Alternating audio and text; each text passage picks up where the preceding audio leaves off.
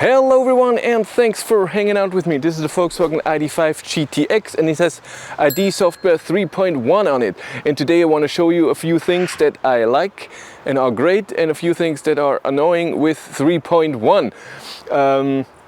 We just took a wrong drive with this. I drove 3,000 kilometers with this car in the last 2 weeks, and one trip was to Copenhagen, 1,300 kilometers there, and then 2 days later 1,300 kilometers back, and we noticed a few things. Let's get in and I show you.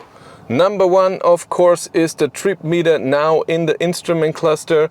It can be all 3 trips, so since charging, since start and long term, and you can have it like this. So you swipe to the right and then it switches between navigation and your trip, and if you swipe to the left then you have like this. And I noticed it remembers the trip even if you, so how the design of the instrument cluster is, even if you get out of the car. By the way, this is new too with the head-up display, but I think that's new in 3.0 already as well. Also amazing now is that with travel assist, so the self-steering of Volkswagen, when you have adaptive cruise control on and you press it, then travel assist is on. When you press it again, you're back at adaptive cruise control. No turning it off and turning adaptive cruise control on. You need that on the highway so many times when you think, yeah, you should steer yourself. No, I don't want you to steer yourself. That's really awesome. Another thing that's really amazing in 3.1 is plug and charge. Here in the charging screen you can turn plug and charge on and off. I show you in a different video how it works, because you have to do it in your WeConnect ID app as well. And then of course, since 3.0 you have your profile, so you can have more users in your car and special settings in a newer car. Mirrors and the seats go to the position of the other person as well, and settings in the car. A lot of things can be saved with the profile.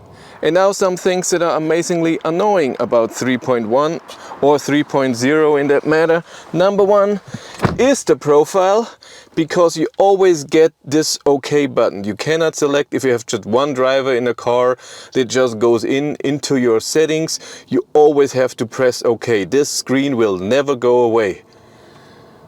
That is annoying. Number two is your WeConnect ID app. It's awesome with 3.0, like I just said. The problem, if you have a guest driving, someone else, if you go to guest, your WeConnect ID doesn't work anymore. I go in here and it's gone, and it even tells me limited service, you are not logged into your car. So if someone else is driving your car with guest, you cannot see where the car is, what the state of charge is, you cannot control the car. Something I noticed, these buttons here, before in 2.3, 2.4, when the car is booting up, when you press climate, it says climate is not available. It takes a bit. Now this doesn't happen anymore. The boot up process seems to be a bit faster. But now what I notice, when I press one of those buttons, especially climate assistant mode, it takes a long time till something happens. Have you seen that? That's over a second. It's a bit faster, but still, in my ID.3, when I press it, it's right here. It doesn't take a second. So let's press assist.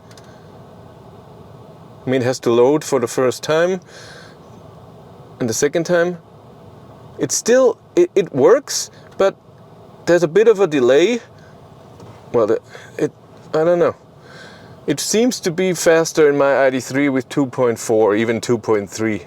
And the last thing is a battery care. So when you're on a battery care, means that if you set your charge limit to 100%, it will automatically put it back to 80% the next time you charge. The problem is when you turn battery care mode off, because you don't want that, because you're on a long trip like I was with 1,300 kilometers, and you want your charge limit to 100%, because maybe there's something happening, the car is charging, but you're not at the car, you just want it to charge and not stop at 80%.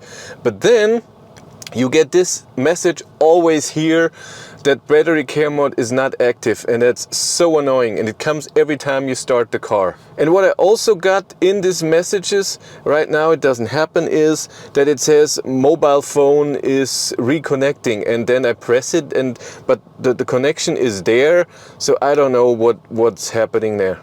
But overall it improved very well. I like it a lot. I'm very happy with 3.1. I love the trip meter in the instrument cluster, and since 3.0 we have the state of charge in there as well. So you can leave the middle part on a long journey on your map and whatever for your navigation, and then your instrument cluster is all of your info. Thank you, bike. But that's it for me. Thank you much for watching. Have a great day and take care. Bye.